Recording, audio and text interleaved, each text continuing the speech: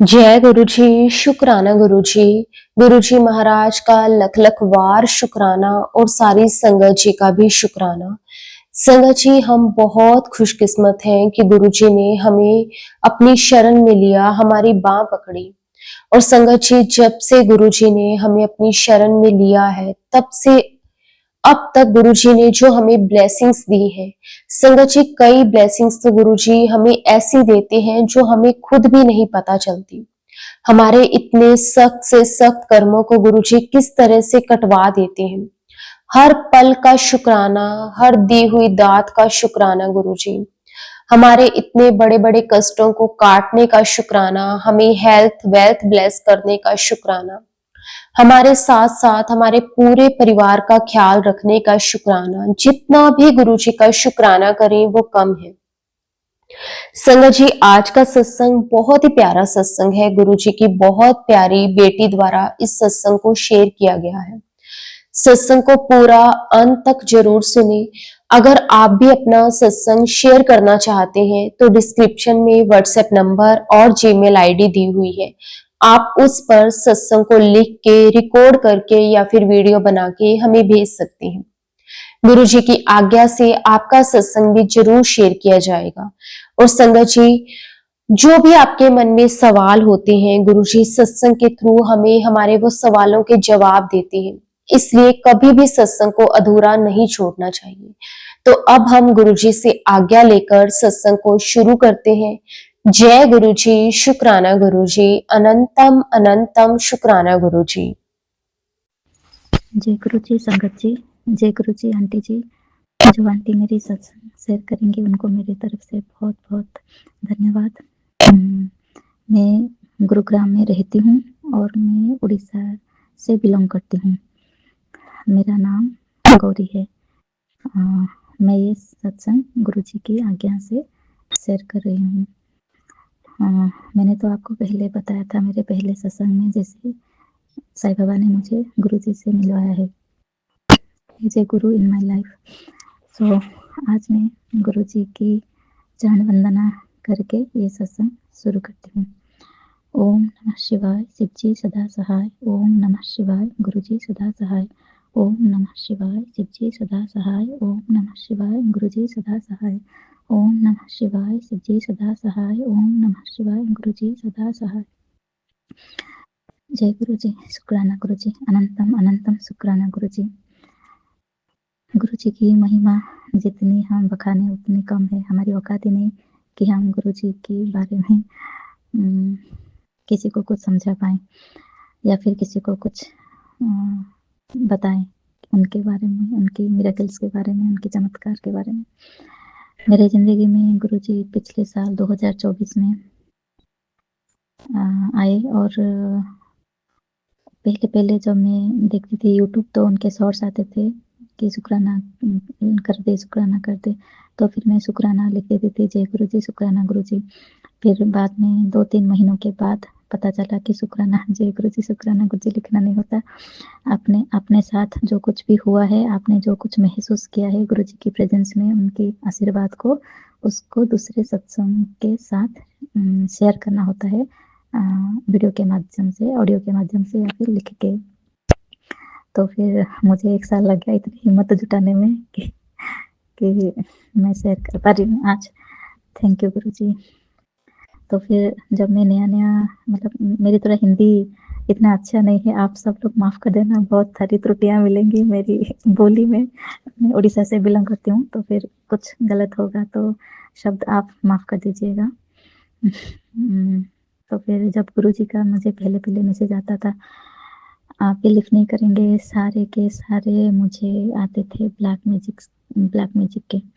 तो फिर मैं इतना भी बोल पाती हूँ कि इतना डरी नहीं, क्योंकि मुझे थोड़ा बहुत टैरो के माध्यम से पहले से ही पता था, मतलब डाउट था, पता नहीं था, डाउट था, क्योंकि टैरो मैं बहुत देखती थी और टैरो सुन के मुझे आइडिया हो गया था थोड़ा बहुत। अपने रिलेशन जितने सारे रिलेटिव्स हैं मेरे, चाहे मायके वाले हों चाहे ससुराल वाले हों, क्योंकि मेरे ज़िंदगी में जो भी प्रॉब्लम्स चल रही थी इन्हीं लोगों की वजह से चल रही थी, और जिसके बारे में मैंने कभी सोचा नहीं था कि इस हद तक लोग गिर सकते हैं, आपको खुश देखकर आपसे इतना जल सकते हैं, मतलब मैंने सोचा नहीं था कि खुद के करीबी ही ज़्यादा दुश्मन बनते हैं आपके। हमें कभी ज़िंदगी में ऐसा सोचा नहीं था। तो फिर वो तो चलो टैरो देख-देख के, सुन-सुन के आइडिया तो हो गया था, लेकिन फिर भी ब्लैक मैजिक जैसा चीज़ मतलब मैंने सोचा ही नहीं था, क्योंकि टैरो में आ रहा था कभी-कभी ना कि 2-3 साल से हो सकता है आप पर किसी ने मतलब ब्लैक मैजिक किया है आपके फैमिली के ऊपर, हस्बैंड के ऊपर कंट्रोल करने के लिए, इससे आ रहा था। तो मैंने कभी इतना ध्यान नहीं दिया था उस बात में। मुझे लगा वो तो लाखों करोड़ों लोग देखते हैं, वो किसी के लिए होगा या फिर क्या पता, मेरे लिए तो नहीं होगा डेफ़िनेटली, मैं ऐसे सोचती हूँ, क्योंकि हमारे घर वाले ऐसे नहीं हैं। लेकिन जब गुरुजी का शॉर्ट्स आने लगे, हाँ, मेरे तो होश ही उड़ गए। हाँ, शॉर्ट्स बोल रहे हैं या फिर जो वीडियो होता है ना, वीडियो सुन-सुन के मतलब एक्चुअली मुझे तो पता ही नहीं था कि सत्संग मतलब, मुझे लगा कोई भजन-वजन वगैरह होगा और उसको जैसे भजन कीर्तन होता है वो ही होता है सत्संग। तो फिर देखा तो एक दिन गुरुजी का मतलब मैंने सर्च किया था कि गुरुजी सत्संग है क्या एक्चुअली? क्योंकि गुरुजी सब शॉर्ट्स में तब मुझे ये मैसेज आया था, सत्संग सुन, शुक्राना कर, सत्संग सुन। मैंने कहा ये सत्संग है क्या? मुझे लगा कोई भजन होगा गुरुजी का। ठीक है, ये भी सुन लेते हैं, अच्छा भजन होगा शायद, कुछ मतलब मैसेज तो आ रहा है। टाइप मार के देखा तो सत्संग मतलब ऐसे-ऐसे वीडियो आए। मैंने कहा इसको ओपन जब किया एक-एक करके वीडियो, तब तो मतलब सब लोग अपनी अपनी आप बीती बता रहे हैं उसमें। तो फिर मैंने कहा अच्छा, इसको सत्संग बोलते हैं कि गुरुजी ने उनके जीवन में जो कुछ भी बदलाव लाए हैं या चमत्कार किए हैं या उनकी कैसी रक्षा की है, ये सब शेयर करना को सत्संग बोलते हैं। अच्छा ठीक है। तो फिर मेरे पास जब बहुत सारे अपने आप मतलब बस एक ही बार मैंने लिखा था गुरुजी सत्संग, उसके बाद कभी नहीं, कुछ नहीं। लेकिन फिर जो मतलब परिमाण में दिन में 10, 12, 15 वीडियो आते थे मेरे सामने स्क्रीन में, और सारे के सारे black magic, black magic, black magic. मैं तो पूरा ऊपर से नीचे तक हिल गई थी एकदम। बोले क्या है ये ब्लैक मैजिक? आप यकीन नहीं मानोगे, मैंने बहुत सारे वीडियो ऐसे थे जिनको मैंने डोंट रिकमेंड चैनल और फिर नॉट इंटरेस्टेड वीडियो ऐसे करके सबको डाला हुआ था, क्योंकि मैं डर गई थी। मैं डर जाती थी ये सब देख के, मतलब सुन के ना कि टाइटल ही पढ़ के ऐसे-ऐसे मतलब खतरनाक-खतरनाक टाइटल, जैसे मतलब मैं बोल भी नहीं सकती इतने खतरनाक टाइटल खुद के लिए। तो फिर मैं तो डोंट रिकमेंड चैनल में सीधा डाल देती थी। मैंने कहा हे भगवान ये क्या है? मतलब अगर कुछ है तो भगवान मेरी रक्षा करना, मेरे परिवार की रक्षा करना बोल के डोंट रिकमेंड चैनल में डाल देती। लेकिन उसका भी नहीं, मतलब फिर वही आता था कंटेंट। आप मतलब मानोगे 2 महीने तक सिर्फ वही, वही, वही, तू सुनती नहीं, तू इग्नोर करती है। ऐसे आएगा मतलब तू इग्नोर करती है, तू सत्संग सुनती नहीं, सत्संग सुन, ये कटा, ये ऐसे तेरे ऊपर मारन किया है, ये है, तेरे बच्चे के ऊपर है, पति के ऊपर है, मतलब तेरे पति को वश में रखा है, एक औरत है, तेरे मतलब औरत की पहचान करवाता हूँ, तेरे घर की ही 2 औरतें, ऐसे-ऐसे करके इतना आता था, इतना सारा, मतलब मैं बहुत डर गई थी। मैंने कहा डाउट तो था, क्योंकि 3 साल पहले जैसा जब मैं गई थी ससुराल, तो उन्होंने एक पुतला जैसा कुछ ना, वुडू डॉल जैसा ऐसे दीवार में लटका रखा था ड्राइंग रूम में, हम एकदम एंट्रेंस पर ही गेट के पास अंदर की तरफ। तो फिर मैंने पूछा जेठानी से, सासू माँ से, तो फिर उन्होंने बोला पता नहीं क्या है, हमें नहीं पता, ऐसे बोल दिया था। और फिर दूसरी जेठानी से पूछा, उस वो जो खुद ही किया है वो तो थोड़ा बोलेगी, खुद ही किया है। उसको तो उसके ऊपर डाउट था, तो मैंने उसको पूछा भी नहीं। सासू माँ को पूछा था, उन्होंने बोला पता नहीं क्या है, मुझे नहीं पता, पता नहीं कहाँ से लाके लगाया है, क्या-क्या है, मुझे नहीं पता, ऐसे मुँह बना के ऐसे बोल दिया था। मतलब जैसे कुछ बहुत हल्की बात है और कुछ बात ही नहीं है, उन्होंने इस तरह से किया। तो फिर मैं मझली जेठानी से पूछा, जिसको मैं हर बात अपनी शेयर करती हूँ, मैंने उनको बोला, मझली जेठानी को, जो जिनको मैं as a friend, as a sister, मैं उनको सारी की सारी बात, मतलब महीने में हम लोग एक 2 बार बात करेंगे, लेकिन एक बार में ही मान लो पूरी महीने की पूरी डिटेल मैं उनको बता देती थी, चाहे वो फ़ोन का कॉल 3 घंटा हो, 4 घंटा हो, 5 घंटा हो, पूरा महीने का डिटेल वो ले लेती थी एक ही बार में। और मैं भी बड़ी आराम से उनको बताती थी सारी बात, सुबह से लेके उठने से लेके हस्बैंड क्या करते हैं, बच्चा क्या करता है, कब जाता है, कब आता है, क्या करता है, उसके दोस्त वगैरह, उसके फ्रेंड्स वगैरह, उसके स्कूल के बारे में, उसके ट्यूशन के बारे में, उसके खाने-पीने के बारे में, उसके घर से बाहर निकलना, घर से बाहर कब जाता है, कब आता है, मेरे हस्बैंड कब टूर पे जाते हैं, कब आते हैं, मतलब या फिर मेरी तबीयत क्या सही है, गलत है, मेरे मतलब कुछ भी अगर गड़बड़ है या नहीं है, मेरे हस्बैंड की तबीयत के बारे में, बच्चे के, मतलब हर डिटेल वो पूछ-पूछ के लेती है, नहीं कि मैं खुद की तरफ से कुछ बता देती। मेरी आदत नहीं है कि खुद की तरफ से कुछ बोलूँ, जो सामने वाला अगर कुछ पूछे तो मैं ये कि बता देती हूँ सच-सच। मैं अपने में छुपाना नहीं जानती, और मैं ना ही मैं झूठ बोलना जानती हूँ, और ना ही मैं गोल-गोल बातें बताना जानती हूँ। तो फिर उनको ईज़ी हो जाता था, क्योंकि उनको पता है ये जैसे पूछेगी वैसे जैसे का वैसे ही पूरा पक्का आंसर देगी। तो उनको ईज़ी हो गया था मेरी तरफ से बात निकालने के लिए। तो फिर गुरुजी का मैसेज आ रहा था उस टाइम, तेरी घर की ही कोई औरत है जो तुझे तेरा भला नहीं चाहती, तो तुझे हँसता हुआ नहीं देखना चाहती, जो तेरा परिवार बर्बाद करना चाहती है, तो उसके साथ मतलब अपना दोस्ती कम कर, या फिर उससे कोई बात शेयर मत कर। हाँ, करेक्ट, उससे कोई बात शेयर मत कर। तो अपना कोई भी बात उससे शेयर मत कर, तू समझती क्यों नहीं? मतलब बताऊँ, गुरुजी ना पक्का डाँटते भी हैं। मतलब अगर कोई मैसेज इग्नोर कर दो डर के मारे, मैं इग्नोर करती थी मैसेज को, मैं देखती नहीं थी। तो फिर गुरुजी का नेक्स्ट में आ जाए, तू इग्नोर करती है, तू सुनती क्यों नहीं? मतलब बहुत तेरे ऊपर बहुत कष्ट आने वाले हैं, ऐसे मत कर, सत्संग सुना कर, कष्ट काट ले, सत्संग सुन, कष्ट काट ले। तेरे परिवार के ऊपर खतरा है, ये 3 दिन बहुत भारी हैं, या फिर ऐसे ही मतलब बहुत सारे ऐसे मैसेज आ गए। फिर मैंने उनको सुनना चालू किया। मैं कहा चलो हिम्मत करके सुन लेते हैं, अंदर वीडियो ओपन करके सुनना शुरू किया मैंने। तो फिर तो सारी बात मतलब जैसा मैं डर था एक कोने में कि कहीं ऐसा तो नहीं है, तो हाँ, वैसा ही है। मैं तो वो बात सोच के ही मैं इग्नोर करती हूँ, मतलब चलो जैसा है, अगर कोई है तो है, हमें क्या लेना देना। अगर कोई काला जादू या कुछ करता होगा, हमें क्या लेना देना। अगर कोई किसी बाबा के पास जाता है तो जाने दो, हमें क्या लेना। मैं ऐसे सोचती थी, हमें क्या लेना देना, जो करता है वो अपनी भलाई के लिए जाता होगा, हमारा तो कुछ नहीं बिगड़ रहा ना, हमें क्या मतलब।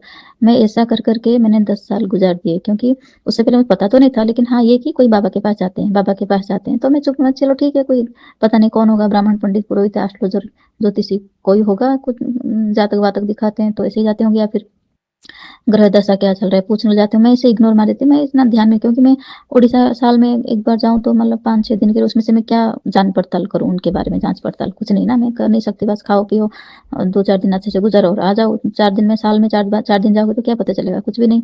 हंसते खेलते जाओ, टाटा बाय बाय करके आ जाओ बस। मतलब वो लोग भनक नहीं लगने देते थे, अच्छा ट्रीटमेंट करते थे, खाना पीना देते थे, मतलब खाने के लिए भी अच्छा, मतलब सुबह से लेकर रात तक का पता ही नहीं चलता था। बस काम करो, खाओ पियो अपना और आ जाओ। 5-6 दिन के बाद आ जाओ मायके में, आ जाओ, फिर मायके में 5-6 दिन रह लो, फिर आ जाओ, पता ही नहीं चलता था।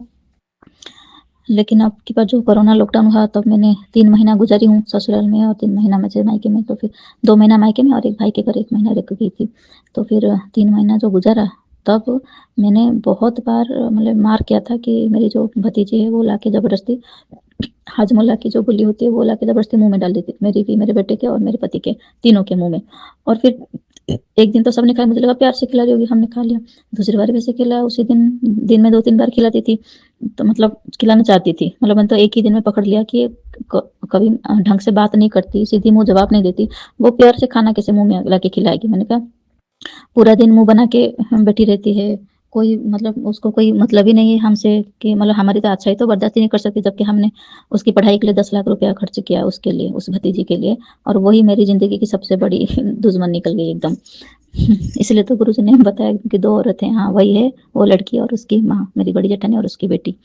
यही 2 औरतें हैं मेरी ज़िंदगी में, जो सबसे बड़े मेरी ज़िंदगी के कांटे हैं, जो मेरे पति को अपने बस में करके रखा है, और मेरे पति का भी दिमाग उनकी तरफ पूरा करके रखा है। मेरे पति मुझे और मेरे बच्चे को मतलब एक आँख से देखते भी नहीं, और उनके लिए पूरा पॉकेट खोल के बैठे हैं 3-4 साल से, 5 साल से लगभग। तो फिर इस बात से मुझे पता चल जाता है ना, आपको बिहेवियर से पता चल जाता है कि आपको अगर कोई बात कर रहा है तो फिर किस तरह से उसका बॉडी लैंग्वेज, आई कॉन्टैक्ट्स, हैंड मूवमेंट्स, तो पता चल जाता है कि किसको कितना लगाव है आपसे, और कोई मतलब से बात कर रहा है ना। तो फिर वो आएगी, झट से मुँह में डाल देगी और चली जाएगी, हाथ में लगी गोली। तो फिर मैंने दौड़ के गई मेरे बेटे के पास, उसने बोला हाँ मुझे भी दिया, मेरे पति के पास दौड़ के गई, उन्होंने बोला हाँ मुझे भी दिया। फिर घर के दूसरे सदस्य जो थे, मेरे दूसरे जेठानी की, जैसे जेठ जी का बेटी, उसको नहीं खिलाया, बाकी किसी को नहीं खिलाया था। हम तीनों को मुँह में, पूरा सीधा मुँह में, हाथ में भी नहीं, मुँह में घुसा लो एकदम। मैंने कहा डाउट शक हुआ मुझे, तो फिर मैं दौड़ के गई, तो बेटे को, पति को, हम तीनों को ही दिया, और बाकी घर में किसी को नहीं दिया, जबकि 5-6 लोग और भी हैं। तो फिर मैंने तो थूक दिया, फिर बच्चे को और पति को, उनको ही, उन पति के मुँह से निकाल दिया। बच्चे को बोला तू आइंदा कभी, उसके मुँह से निकाल दिया। फिर बोला वो कभी भी दें, ज़बरदस्ती करें, क्योंकि वो तो उससे बड़ी है, ये तो छोटा है मेरा बेटा, बोल नहीं सकता कि मैं नहीं खाऊँगा, और वो ज़बरदस्ती मुँह में डाल देती है, क्योंकि हाथ में देने से कोई खाएगा नहीं, खाएगा फेंक देगा कुछ, या फिर बाद में खाऊँगा कुछ बोलेगा तो सीधा मुँह में डाल देती है, क्योंकि इतना छोटा है, कोई मना भी नहीं करेगा, चलो खा लो, है ना।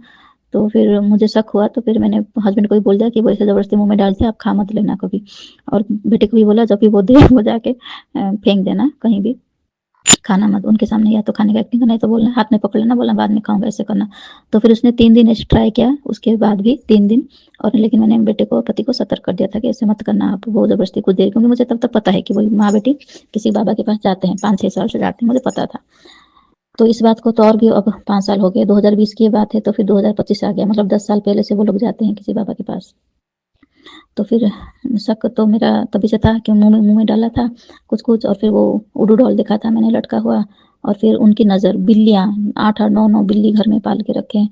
और फिर जब मैंने, सासू माँ परेशान हो जाती थी कि इतना बिल्ली घर में क्यों है, खाने पे मुँह मार देती हैं, उनके रुअर जो लोम होता है ना शरीर का, क्या फर वो निकलता है, खाने में गिर जाता है, कहीं-कहीं सासू माँ तो बूढ़ी हो गई हैं, तो फिर वो इतना कंट्रोल नहीं कर पाती बिल्लियों को, 7-7 8-8 बिल्ली, उसके बच्चे सब। तो फिर सासू माँ परेशान हो जाती थी। तो लेकिन वो, हमने बहुत कोशिश की उन 3 महीनों में कि बिल्लियों को घर से हटा दें, लेकिन वो मानी नहीं, और वो उन्होंने, माँ-बेटी दोनों ने बोल दिया कि इस घर से चाहे इंसान चला जाए लेकिन बिल्लियाँ नहीं जाएँगी। तो फिर मुझे भी एक बार गुस्सा हो गया था, मैंने कहा अच्छा बिल्लियाँ चली जाएँगी घर से, लेकिन इंसान चला जाएगा लेकिन बिल्ली नहीं जाएगी। तो फिर मैंने कहा, उनकी जेठ, मेरे जेठ, मतलब जेठ की तो जैसे डेथ हो गई थी कैंसर में, वही उसके 1 साल पहले 2020 की बात है, कोरोना की बात है, मतलब 1 साल भी नहीं हुआ था जब हम लोग घर गए थे। एक जो लगभग 1 साल होने को आ रहा था तब हम गए, 21 में, करेक्ट है 21 में, 20 को वो गुजरे थे लॉकडाउन के टाइम। तो फिर 21 में जब हम गए तो उन्होंने बोल दिया था कि इस घर से इंसान चला जाएगा लेकिन बिल्लियाँ नहीं जाएँगी। तो फिर मैंने कहा अच्छा, तो फिर बिल्ली आने के बाद जेठ जी का निधन हुआ था? बोले हाँ, बिल्ली आने के बाद। मैंने कहा ये तो बड़े खतरनाक बिल्लियाँ हैं, फिर इनको तो घर में रखना ही नहीं चाहिए। नहीं, बिल्लियाँ कहीं नहीं जाएँगी, इस घर से इंसान चला जाए तो चला जाए, लेकिन बिल्लियाँ नहीं जाए। मैंने कहा ये तो कुछ गड़बड़ सी बात है, हमें क्या लेना देना, हम तो चुपचाप आ गए थे। उसके 1 महीने के बाद लॉकडाउन 2 जैसे खत्म हो गया तो हम गुड़गाँव वापस आ गए। लेकिन जो गुड़गाँव आ गए उसके बाद जो मैंने रिएक्शन दिया, मैंने बोला था आपको, मेरी मझली जेठानी सारी मुझसे सारी मतलब इन्फॉर्मेशन लेती है हमारे बारे में। तो फिर मैंने उस टाइम थोड़ा गर्मा-गर्मी में ना कि बिल्लियाँ क्यों रखी हैं, ऐसे बहस क्यों करती हैं, ऐसे खाने को अचानक से ऐसे क्यों देती हैं, मतलब बहुत सारे शक थे उनके बारे में ना। वो बहुत 3 महीने में तो बहुत टॉर्चर कर लिया। जैसे 5-6 दिनों में जैसे जाते थे गाँव में तो फुल वीआईपी ट्रीटमेंट मिलता था। जो 3 महीना रह गए, मुझे उन्होंने प्रॉपर्टी की बात कर ली, तेरा बेटा क्या हिस्सा लेगा क्या? मेरा बेटा 5th क्लास में, 6th में था, अब क्या प्रॉपर्टी लेगा 6th क्लास का बच्चा? और उससे तो, और एक जेठानी की बेटी तो और भी छोटी है, 4th में या 3rd में थी। हम क्या, मतलब छोटे-छोटे बच्चे क्या प्रॉपर्टी में हिस्सा लेंगे? लेकिन उन सब का जलन था कि मैंने घर बनवा दिया था ना दिल्ली में, गुड़गाँव में। उनको इस बात का जलन था कि तुम्हारा बेटा प्रॉपर्टी मतलब आएगा क्या उड़ीसा, वो रहेगा क्या इधर? तुम मतलब, वो चाहते थे कि तुम्हारा बेटा प्रॉपर्टी से अपना हिस्सा छोड़ दे। तो वो लोग अपना घर, उनकी एक-एक बेटियाँ हैं, तीनों जेठानी की एक-एक बेटियाँ, तो वो चाहते थे कि वो जो प्रॉपर्टी है उनके नाम की हो जाए, वो अपने घर जमाई करके वो रखेंगे, मेरे बेटे को 1 पैसा भी नहीं देंगे। तो फिर मैंने उनको बोल दिया, नहीं बेटा नहीं, बेटी नहीं, सबका बराबर का हक है, सबको एक बराबर का मिलेगा जो भी प्रॉपर्टी है, ना किसी को 1 रुपया ज़्यादा, ना किसी को 1 रुपया कम। बस यही बात मैंने बोल दी थी, और यही बात मेरे मतलब जी का जंजाल बन गया है तब से कि वो लोग मारण क्रिया पर उतर आए हैं। मतलब बहुत बहुत बहुत, मतलब अब तक तो पता नहीं वो क्या क्या खुद को भगवान समझने लगे हैं, इतना इतना करते हैं। तो फिर उस टाइम गुरुजी 2024 में बचा लिया, बहुत बार बचा है, जान पे आफत आ पड़ी थी इतनी बार कि गुरुजी ने, जब मैंने वो मैसेज खोला हिम्मत करके कि ब्लैक मैजिक का, तब गुरुजी ने सबसे पहले मुझे बोला था कि घर के जितने भी दरवाजे और खिड़कियां जो भी हैं, सबके, तेरे जान को खतरा है, बच्चे की, पति की जान को खतरा है, तो तुम अपने घर के चारों तरफ ओम नमः शिवाय लिख दो, सारे दरवाजे में जितना भी दरवाजा है और खिड़की है सबके बाहर की तरफ से ओम नमः शिवाय लिख दो, मैं तेरी रक्षा करूँगा। तो फिर मैंने, मतलब उस टाइम यही मैसेज ज़्यादा आ रहा था, जो भी मैसेज ओपन करो, कोई भी ओपन करो सत्संग, बस यही आता था कि घर के चारों तरफ ओम नमः शिवाय लिख दो। तो फिर मैंने चंदन से शाम को उस दिन ओम नमः शिवाय चारों तरफ लिख दिया था, और आज भी कभी कहीं कहीं पे अभी भी है मेरा वो 1 साल होने को आ गया। तो फिर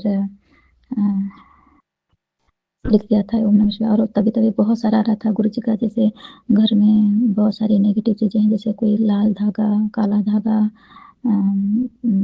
पुरानी सिंदूर, बहुत सारी चीज़ें गुरु जी ने निकलवाया है। और जो मैं निकाल नहीं पाती थी वो गुरु जी ने बताया भी है कि यहाँ पर है, अलमारी में है, ड्रॉ में है, मतलब तो अच्छे से सर्च, मतलब अच्छे से खोज, है ना, ढूंढ। और फिर इलेक्ट्रॉनिक सामान का बोला था गुरु जी ने कि जितने सारे पुराने घर में पुरानी घड़ियाँ हैं और जो इलेक्ट्रॉनिक सामान चलता नहीं है वो सारा निकल, मेरे घर में इन्वर्टर मतलब टूटा हुआ पड़ा था, काम का नहीं था, 4-5 साल हो गया। मैंने तुरंत उसको निकाला क्योंकि उसका पैर भी टूट गया था उसका एक, और वो हम यूज़ नहीं लेते थे क्योंकि यहाँ तो जनरेटर है तो यूज़ में नहीं लेते थे। वो निकाला, जितनी सारी घर में बंद पड़ी घड़ियाँ थी, मतलब गिफ्ट का दिया हुआ हो लेकिन बैटरी ना हम पहनते थे और ना ही बैटरी डालते थे, तो बहुत सारी घड़ियाँ पड़ी थी, सारी घड़ियाँ और जो भी मुझे धागा मिला, काला धागा, लाल धागा, कुछ तो रक्षाबंधन की भी राखी में भी था लाल लाल धागा, जो भी मुझे दिखा डर के मारे मैंने सारा का सारा निकाल दिया था, फेंक दिया था। सेकंड थॉट भी नहीं लिया कि रखूं या फेंकूं या ये मैसेज मेरे लिए है कि नहीं है, क्योंकि जो डाउट था ना वो सत्संग सुना सुना के मतलब सारा क्लैरिटी आ रहा था मेरे मन में। मैं कहा हाँ डिट्टो, एग्जैक्टली एग्जैक्टली यही हुआ था। तो फिर मेरे उस टाइम मुझे गुरुजी ने मेरी जेठानियों की, मेरे इन लॉ की तरफ से इतना सारा क्लैरिफिकेशन दिया था कि हाँ वही लोग हैं, क्योंकि जब तक मैंने अपना घर नहीं बनवाया था उन लोगों को मुझसे बहुत प्यार था, क्योंकि पैसा तो हम लोग पहले जैसे देते थे, पैसा तो अभी भी देते हैं, लेकिन मेरे खुद का जब घर बनवा लिया ना, जब रेंट पे थी ना, वो लोग बहुत खुश थे हमसे कि हाँ ये लोग रेंट में हैं, लेकिन जब हमने अपना घर बनवा दिया ना, जब खुद के घर में आ गए, उसके बाद मतलब उन लोगों की तो रातों की नींद ही गायब हो गई है कि हमने घर क्यों बनवाया। इवन मेरे सेकंड जेठ जो है वो तो मुझसे लड़ पड़े कि घर बनवाने की क्या ज़रूरत है, फ़ोन पे 1 घंटा तक मुझसे बहस किया कि तुम लोगों को अभी घर खरीदने की क्या ज़रूरत थी, घर में इतना सारा काम है, तुम लोगों ने अभी घर क्यों बनवा दिया। मैंने कहा मैंने खुद बनाया ना, अपने पैसे से लोन दे के बनाया, तो लोन तो मैं ही चुकता करूँगी, और जब तक नौकरी रहेगी तब तक तो लोन चुकता करूँगी, नौकरी खत्म हो जाएगी उसके बाद पैसा कहाँ से लाऊँगी लोन बनाने के लिए। ना लोगों को देख रहे हो कितने गरीब लोग हैं, ऐसे-ऐसे, चलो वो तो छोड़ो, वो तो फ़ोन की बात है। लेकिन हाँ, उस जब से घर बनवा दिया है ना, सबकी नज़र में मतलब कांटा जैसा एकदम बन चुकी हूँ मैं कि इन लोगों ने घर बनवा दिया अपना, मतलब मैं सेल्फिश हो गई। जब तक मैं पैसा दे रही थी तब तक मैं अच्छी थी, अभी भी। अब तो उस जब घर बनवा दिया घर खुद के घर में, तब तो उससे और 5 गुना ज़्यादा पैसा चूस रहे हैं। सच झूठ बोला बता के ना, चाहे ज़रूरत हो या ना हो, कोई भी बहाने से उसका 5 गुना चूसना शुरू कर दिया पैसा। क्यों? घर बनवा दिया तो इनके पास तो बहुत पैसा होगा, तो और माँगो। मतलब और इस अब तो इस हद पर कमीनेपंती पर उतर आए हैं कि सॉरी गुरुजी, गाली दिया, सॉरी गुरुजी। मतलब उनका मन में इतनी गंदी कड़वाहट है कि अब वो चाहते हैं कि हम इस दुनिया से ही चले जाएं, है ना, ताकि सारी प्रॉपर्टी उनकी हो। इतनी लालची लोग, इतने लालची, छी, मुझे तो उनको अपना सगा रिलेटिव बोलने से भी मुझे घिन आने लगी है। चलो छोड़ो, गुरुजी ने बचा दिया। बहुत बहुत कोटि कोटि कोटि अनंतम अनंतम शुक्राना गुरुजी, सही टाइम पे आपने मुझे मेरी आंखें खोल दी, इसलिए आपका अनंतम अनंतम शुक्राना। सत्संग बड़ा हो जाएगा, मैं दूसरे सत्संग में बाकी की बातें शेयर करूंगी। जय गुरुजी, शुक्राना गुरुजी। सारे सत्संग को सबको हेल्थ ब्लेस कीजिएगा, सबको अच्छी सेहत प्रदान कीजिएगा, सबको सद्बुद्धि दीजिएगा, सबके बच्चों को अच्छी सेहत दीजिएगा गुरुजी। आपका कोटि कोटि शुक्राना। मैं तो खुद को बहुत ही ब्लेस्ड फील कर रही हूँ, और ये सब कुछ चमत्कार से कम नहीं कि इतने सालों से जो कुछ मुझ पर हो रहा था, आपने एकाएक मेरी ज़िंदगी में आके सब कुछ बदल दिया। ज़िंदगी में पहले जो थी, मैं ब्लाइंड फोल्ड होके ज़िंदगी को देख रही थी, आपने वो पट्टी हटा दी मेरी आँखों से कि इस तरह से नहीं, इस तरह से देख। जो पहले मैं देखती थी माया के बवंडर में, कुछ समझ नहीं पाती थी, सबको अच्छा और सब कुछ अच्छा ही फ़ील कर रही थी, खुद को फ़ील कर रही थी एक झूठा ज़िंदगी। तो जी फ़ील तो हो रहा था कि मतलब कि कुछ गड़बड़ है, लेकिन एक्चुअल में फैक्ट क्या था वो पता नहीं था। लेकिन अब जो है कि फैक्ट सारा आँखों के सामने खुल गया, और दुःख हूँ जितना कि सब एक तरह सा बोल दीजिए कि जब खुद के लोगों से ही मनमुटाव बन जाता है तो अंदर से अच्छा तो नहीं लगता। लेकिन हाँ, इस बात की तसल्ली होती है कि आगे से हमें सतर्क रहने में मदद हो जाती है और हम संभल जाते हैं। तो गुरुजी का कोटि-कोटि शुक्राना कि उन्होंने मेरी बाँह पकड़ी और मुझे ज़िंदगी की सही राह पर चलाना शुरू कर दिया। Thank you, thank you, thank you Guruji. Love you Guruji. आज मैं आपको बताऊँगी कि गुरुजी ने मुझे ब्लैक मैजिक से कैसे बाहर निकाला। एक दिन था 1 साल पहले, जब मुझे ब्लैक मैजिक के सत्संग आते थे और मैं डर के मारे इग्नोर कर देती थी, उन सत्संग को सुनती नहीं थी। फिर हिम्मत जुटा के सुनना शुरू किया, और उसमें जो छोटे-छोटे कुछ हैं मतलब उपाय थे, जो मैंने करना चालू किया। सबसे पहले गुरुजी ने तो मुझसे घर के हर दरवाज़ा और खिड़की के ऊपर ओम नमः शिवाय लिखने को बोला था, क्योंकि उस टाइम मारण क्रिया करवाई जा रही थी मेरे ऊपर। और एक बात बताऊँ, आप ना अगर आपके सामने ऐसे कोई मैसेज आए तो आप बिलीव कीजिएगा उसके ऊपर, क्योंकि अगर भक्ति से जुड़ गए हैं ना, भरोसा बहुत ज़रूरी हो जाता है। जब आप भरोसा करते हैं और उस राह पर चलते हैं, तो ही आपको रिज़ल्ट मिलेगा। अगर आप उसको फ़ॉलो नहीं करेंगे तो रिज़ल्ट नहीं मिलेगा। जैसे मैंने भरोसा किया था कि करके देखते हैं, ऐसा तो हमारे बस में तो कुछ है नहीं, और ब्लैक मैजिक का तोड़ तो हम तो नहीं जा पाएँगे किसी तंत्री के पास, हम तो ऐसे है नहीं कि तंत्री के पास जाएँ, लेकिन भगवान पर तो भरोसा है ना। अगर गुरुजी बार-बार फ्लैश कर रहे थे तो मेरे भलाई के लिए ही कर रहे थे, वो अब मुझे समझ में आ रहा है, इसीलिए कोटि-कोटि शुक्राना गुरुजी आपका। अ, पहले गुरुजी ने मुझसे घर से लाल धागे, काले धागे, घर में रखे पुराने इलेक्ट्रॉनिक सामान वो सब हटाने को बोला था। टूटे घड़ियाँ, बंद घड़ियाँ, कुछ भी टूटा-फूटा सामान, कोई बर्तन हो, प्लेट हो, घर में कुर्सी हो, टेबल हो, कोई भी चीज़, खिलौना हो, अगर कोई टूट गया है ना, फट गया है, टूट गया है, उसको आप आगे इस्तेमाल नहीं करें, तो घर में जमाए-जमाए कूड़ा-कचरा मत रखो, वो सारा हटा दो या फेंक दो या किसी को दे दो या डिस्ट्रॉय कर दो। घर से बाहर निकालिए, बस कुछ भी टूटा-फूटा नहीं रखना है, कोई भी सामान।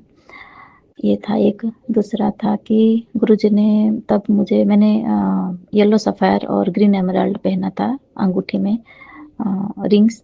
तो फिर गुरुजी का मैसेज आता था उस टाइम कि किसी एस्ट्रोलॉजर पर, ऐसे पंडित पर भरोसा मत करो, क्या पता कि तुम्हें कोई क्या अंगूठी जैसे हम पहनते हैं, वो गलत उल्टा असर पड़ रहा हो आपके जीवन में, तो आप कुछ भी ऐसे जो अंगूठे होते हैं, मतलब ग्रह दोष के लिए जो पहनते हैं निवारण के लिए, ऐसे मत पहनो। तो फिर मैंने येलो सफ़ायर और ग्रीन एमराल्ड उतार दिया था। और फिर तीसरा, मैंने गुरुजी ने बताया था कि कोई काले कलर का चीज़ है, कुछ ढूँढ, तेरे पति के बैग में है, उसके ड्रॉर में है। तो फिर मैंने ढूँढा काला कलर का क्या चीज़, काला कलर का क्या चीज़, तो फिर बहुत ढूँढने के बाद मुझे काले-काले पर्स मिले, वॉलेट मिले, जो कि उनके घरवालों, मैंने उनको, एक तो मुझे पहले से ही फाड़ दिया था गुस्सा आ रहा था, तो फिर देख के मैंने फाड़ दिया था, खुद ही अपनी तरफ से काट दिया था उसको ब्लेड से। और फिर दूसरा जब एक बार मिला तो फिर मैंने उनको पूछा कि ये किसने दिया है, तो फिर उन्होंने बोला कि हाँ, उनकी वही भतीजे ने दिया है, जो कि मुझे पता है ब्लैक मैजिक करती है वो और उसकी मम्मी। तो फिर मैंने कहा इसको मैं डिस्ट्रॉय कर रही हूँ, तो उन्होंने भी हाँ बोला, मना नहीं किया। तो फिर मैंने उसको कैंची से काट के वो भी फेंक दिया था। और ऐसे गुरुजी ने मुझे उस टाइम बताया था कि तू जाके शीतला माता के दर्शन करके आ, पूरे परिवार के साथ। तो मैं शीतला माता जी के दर्शन करके आई, और फिर मुझे गुरुजी ने बोला था माता को पीली कलर की चुनरी चढ़ाना है, पीला कलर का। तो फिर मैंने येलो कलर का एक चुनरी खरीदा माता के मंदिर के सामने से ही, और फिर माता को चढ़ा के आई थी। और उस टाइम मुझे गुरुजी ने बोला था,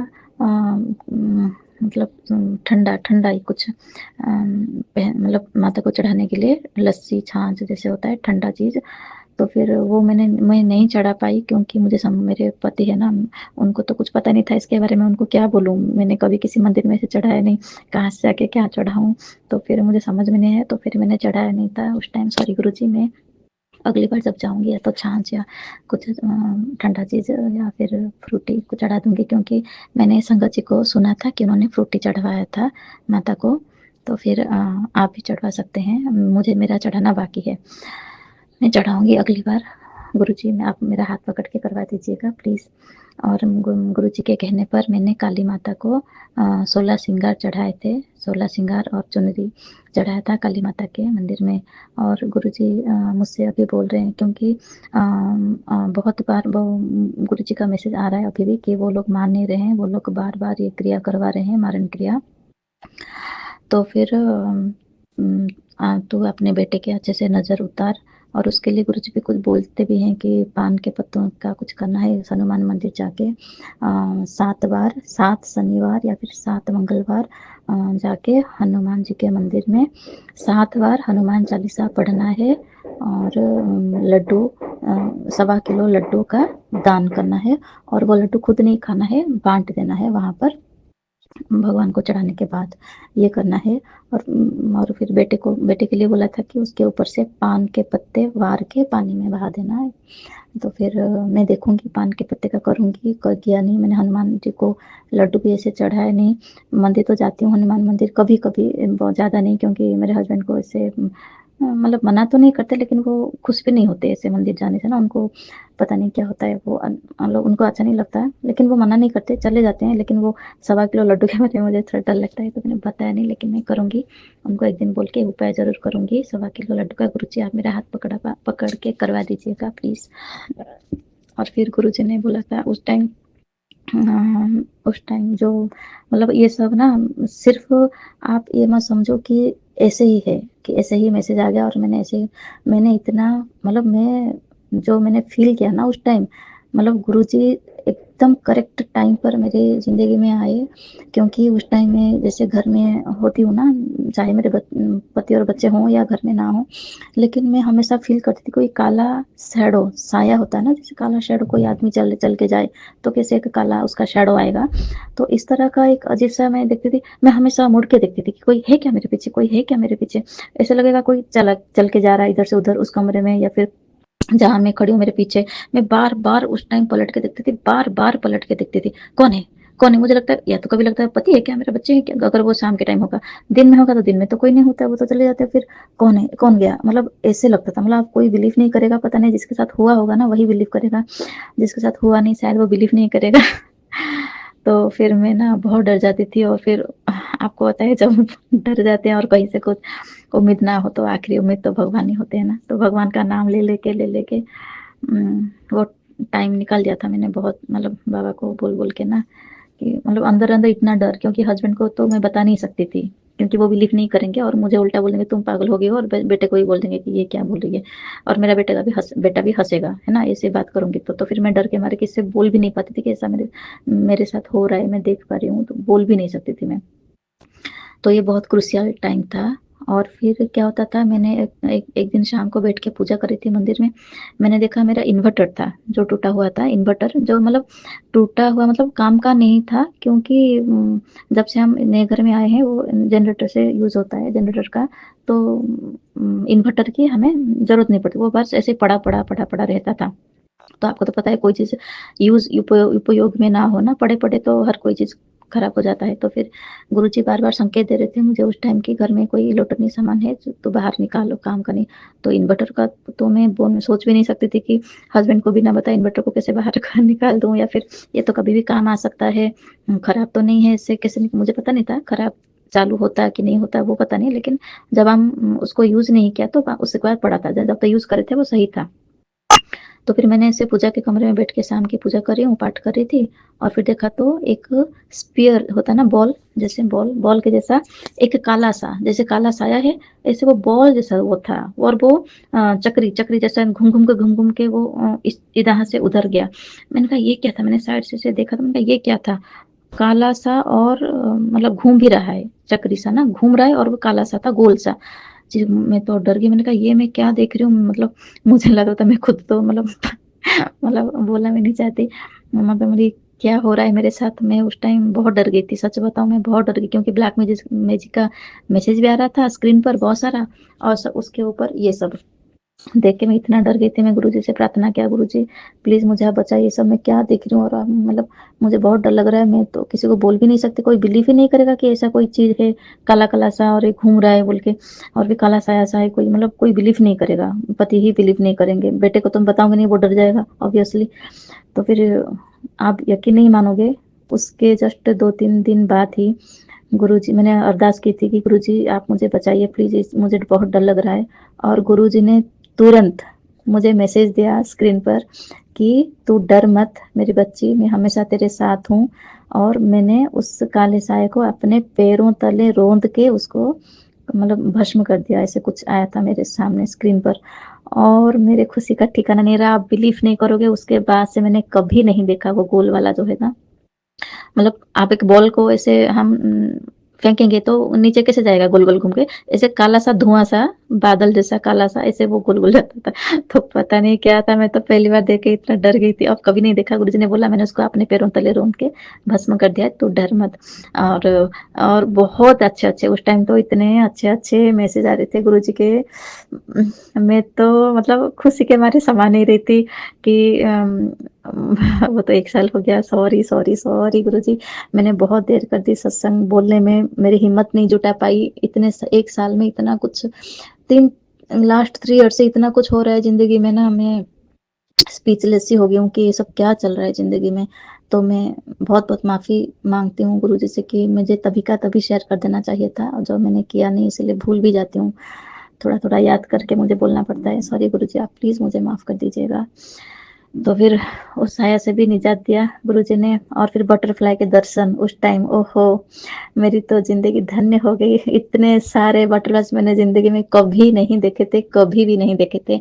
एक साथ में 500, 700 पेड़ के ऊपर, मतलब मेरे सामने एक और पेड़ था, मेरे अपोज़िट लाइन में, और फिर उसके ऊपर 500 से 700 बटरफ्लाई, ऐसे इतने सारे बटरफ्लाई देखने को मिलता था उस टाइम। रोज मतलब मन खुश हो जाता था एकदम बटरफ्लाई देख के। और फिर गुरुजी बोलते हैं, मैं तो तेरे को रोज दर्शन देता हूँ, तू मुझे पहचान नहीं पाती। हाँ सही बात है गुरुजी, कभी चिड़िया बन के, कभी गाय बन के, कभी बटरफ्लाई बन के, तितली तो वेराइटी वेराइटी कलर के तितली। हाँ एक बार मतलब तितली के रूप में गुरुजी ने मेरा कष्ट भी लिया है 2-3 बार। मुझे बहुत दुःख होता है उस बात का कि वो बटरफ्लाइज़ आईं और पूरे घर में घूमी, और वो सुबह देखा तो वो मर चुकी थी दरवाजे के पास ना, बहुत डर। और एक बटरफ्लाई गुरुजी ने बोला था, मैं आऊँगा, मैं तेरे घर के सामने हूँ। सच में मैंने उस दिन दरवाज़ा खोल के देखा तो हम जैसे फर्स्ट फ्लोर में रहते हैं, तो सीढ़ी में एक बटरफ्लाई था, और वो 2-3 घंटे तक था। उसके बाद मैंने अगले दिन, मुझे लगा वो उड़ गया होगा, नहीं उड़ा नहीं। नेक्स्ट डे जब मैं देखा तो वो बटरफ्लाई मर चुका था। तो मैं मतलब उस टाइम इतना रोना आ रहा था कि गुरुजी ने इतना कष्ट काटा, हमारे ऊपर इतने कष्ट हैं, आप बिलीव नहीं मानोगे। इतना कबूतर, मैं कबूतरों को, मतलब चिड़िया को दाना देती हूँ, लेकिन पता नहीं वो बिल्ली एक आती थी और उसने 1-2 बार, 2-3 बार तो कबूतर को ना मार दिया था। उसका ब्लड भी था कबूतर का, और उसके पंख सारे बिखरे पड़े थे। 2-3 बार ऐसे हो गया था। और गुरुजी का बार-बार मैसेज आ रहा था कि मैं, मेरे ऊपर कष्ट ले रहा हूँ तो शुक्राना कर दे, मेरे ऊपर कष्ट ले रहा हूँ तो शुक्राना कर दे, तू बस 10% ही भोग रही है, मैं तो 90% भोग रहा हूँ। तेरे ऊपर तेरा कोई बाल भी बांका नहीं कर सकता, तो शुक्राना कर, तो शुक्राना कर। सॉरी, सॉरी, सॉरी गुरुजी, मैंने 1 साल मैंने हिम्मत, मतलब बहुत बहुत माफ़ी चाहती हूँ। मैं बहुत गिल्ट फील कर रही हूँ कि शुक्राना करने में मैंने 1 साल गँवा दिए। मतलब हिम्मत ही नहीं हो रही थी कभी भी कि मैं कुछ बोल पाऊँगी। मुझे नहीं लग रहा था कि मैं पब्लिक प्लेटफ़ॉर्म ऐसे यूट्यूब में कभी बोल पाऊँगी किसी को। तो क्योंकि जो कुछ भी मेरे साथ उस टाइम हो रहा था ना, मुझे खुद ही अजीब लग रहा था। मुझे लग ही नहीं रहा, मैं बिलीव करूँ कि ना करूँ। मैं खुद ही भरोसा नहीं होता था कि गुरुजी ऐसे हैं। गुरुजी फिज़िकल फ़ॉर्म में नहीं हैं, बस गुरुजी बोलते हैं मैं स्वरूप में हूँ, तू मेरे स्वरूप से बात कर, तू मेरे स्वरूप से बात कर, मैं सुनता हूँ, मैं तेरी जो भी तेरी बलाएँ हैं मैं ले लेता हूँ अपने ऊपर, तू शुक्राना कर। और मैं भरोसा करते-करते, बिलीव करते-करते 6-8 महीने निकल गए सत्संग जी, और मैं शुक्राना कर नहीं पाई, क्योंकि शुक्राना क्या करूँ, जो मेरे साथ हो रहा था ना, मैं मतलब बहुत दुखी थी। जितना खुश थी कि गुरुजी बता रहे हैं, बचा रहे हैं बार-बार, मैं उससे ज़्यादा दुखी थी कि ये सब क्यों हो रहा है मेरे साथ। और तो फिर शुक्राना कभी सोचा ही नहीं कि मैं कहीं बोल, बस सुनती थी सबका शुक्राना सत्संग, सुनती थी, लेकिन मेरी हिम्मत नहीं हो रही थी कि मैं खुद बोलूँ। क्योंकि मैंने हस्बैंड को ही नहीं बताया था ना उस टाइम तक। फिर एक दिन हुआ अचानक, गुरुजी का मुझे स्वप्न में एक दिन गुरुजी दिखे पहली बार गुरुजी मुझे पिंक चोले में दिखे। गुरुजी खड़े थे और मुझे मुझे देख के स्माइल कर रहे थे, और मैं गुरुजी को देख के स्माइल कर रही थी। तो फिर बस जिस दिन, क्योंकि उससे पहले गुरुजी ने बोला था मैं ड्रीम दर्शन दूँगा, मैसेज आया था, और गुरुजी ने सच में मुझे ड्रीम दर्शन दिया। जब ड्रीम दर्शन दिया तो फिर मुझे यकीन हो गया कि हाँ, गुरुजी मुझसे बात करते हैं, गुरुजी मेरी बलाए लेते हैं। जो कुछ भी मैं कर रही हूँ, जो चीज़ें घर से निकाल-निकाल के फेंक रही हूँ, मैं ठीक कर रही हूँ।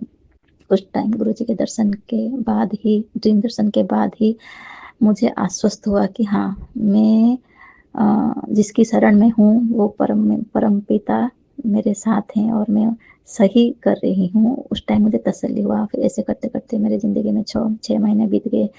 मार्च, अप्रैल, मई, जून, जुलाई, अगस्त और उसके बाद आया अगस्त में, जैसे हमारा आता है पितृ पक्ष चलता है ना, श्राद्ध 15 दिन का, उस टाइम का। और उसके बीच में गुरुजी ने बहुत सारे सत्संग भी सुनाए, बहुत सारी लीलाएँ भी की मेरे साथ।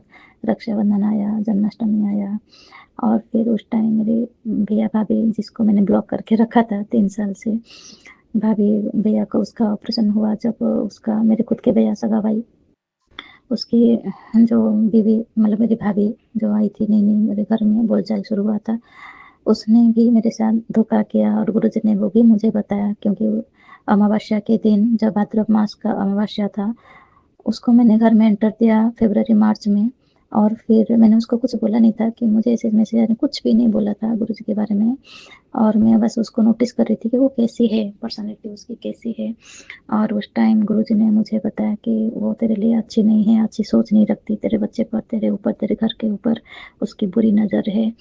तो फिर गुरुजी ने बोला उस टाइम कि तू चिंता मत कर, जो तेरे ज़िंदगी में तेरे ऊपर बुरी नज़र रख रहे हैं, बुरे लोगों को मैं तेरे ज़िंदगी से उखाड़ के बाहर फेंक रहा हूँ, तू चिंता मत कर। सच में गुरुजी ने उस टाइम, बहुत 1 साल का टाइम, मतलब 2024 से 2025 हो गया, मार्च से मार्च। मतलब ऐसा है कि जो लोग मेरा अच्छा नहीं चाहते थे, मेरा भलाई नहीं चाहते थे, इतने सालों से मुझे दगा देते आ रहे थे, उन सबको एक-एक करके गुरुजी ने मेरी ज़िंदगी से बाहर निकाला है। कोटि-कोटि धन्यवाद गुरुजी, कोटि-कोटि शुक्राना आपका।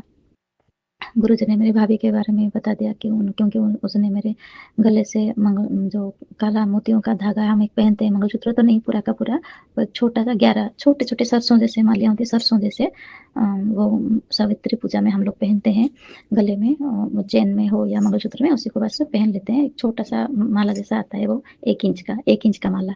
उसमें हार्डली 12, 13, 14 या 15 से कम मोतियाँ होती हैं, काली-काली, सरसों से भी कम छोटी-छोटी। उसको हम पहनते तो वो कितने, मतलब वो मेरे गले से निकाल के लेके, सुनो, वो सगी भाभी है, फिर भी उसको मुझसे इतनी जलन कि वो मेरा, वो गले से मंगलसूत्र, हम जैसे हम बोल सकते हैं उसको, छोटा-सा वो निकाल के लेके गई और गुरुजी ने मुझे बता भी दिया कि देख तेरी भाभी ने लिया है। सच में गुरुजी ने मुझे बार-बार बोलते थे, जैसे मंगल, जब पता नहीं चला मुझे, वो सो रही थी रात को और वो भी मेरे पास सो रही थी, उसको निकाल के ले लिया था। लेकिन 4 दिन तक गुरुजी, जैसे मेरे कान में ऐसे लग रहा था कोई बोल रहा है, मंगलसूत्र अपना चेक कर, अपना मंगलसूत्र चेक कर, मंगलसूत्र, क्योंकि मैंने जैसे नॉर्मल मंगलसूत्र वो मैंने नहीं पहना है, मैंने नॉर्मल चेन पहना है सोने का और उसमें उसको मैंने गांठ लगा दिया था। तो उसने बड़ी, मतलब चतुराई से उसको कैसे निकाल के ले गई है, गुरुजी ने मुझे दिखा दिया कि वही लेके गई है। और उसने मेरे साथ इन 6 महीनों में जो किया है मेरे साथ, मेरा बुरा चाहती है, वो भलाई नहीं चाहती मेरा, मेरे बच्चे का, मेरे पति का, वो सब भी गुरुजी ने दिखा दिया और उसको मेरी ज़िंदगी से दूर कर दिया। इसलिए कोटि-कोटि शुक्राना गुरुजी, आपका अनंतम शुक्राना। मेरा सत्संग जी, मेरा ये सत्संग बहुत लंबा हो रहा है, तो मैं अभी इस सत्संग को समाप्त करती हूँ। आगे का सत्संग मैं आगे कंटिन्यू करूँगी। आप सब मेरे पति के लिए, मेरे बच्चे के लिए और मेरे जीवन की सेफ्टी के लिए गुरुजी से आप लोग प्लीज़ एक बार अरदास कर दीजिएगा। मैं भी गुरुजी से अरदास करती हूँ कि जितने भी गुरुजी की सत्संग हैं, उनके प्यारे हैं, उनके लव्ड वन्स हैं, सबको गुरुजी स्वस्थ रखें, तंदुरुस्त रखें, सेफ रखें, प्रोटेक्टेड रखें, ब्लेस्ड रहें सब लोग। सब लोग अपनी ज़िंदगी को खूब अच्छे से जिए, गुरुजी की शरण में जिए, गुरुजी का नाम लेके दिन की शुरुआत करें और पूरा दिन गुरुजी की शरण में रह के अपनी ज़िंदगी बिताएं। कोटि-कोटि शुक्राना गुरुजी, कोटि-कोटि शुक्राना सत्संग जी, संगत जी, जो मेरी प्यारी सी आंटी हैं, जो मेरा सत्संग शेयर करेंगी उनको गुरुजी खूब खुश रखें, खूब स्वस्थ रखें। उनके पूरे परिवार को गुरुजी अपनी छत्र छाया में अपनी कृपा दृष्टि से हमेशा निहारते रहें और ब्लेस करते रहें। सारे सत्संगों के जय गुरुजी।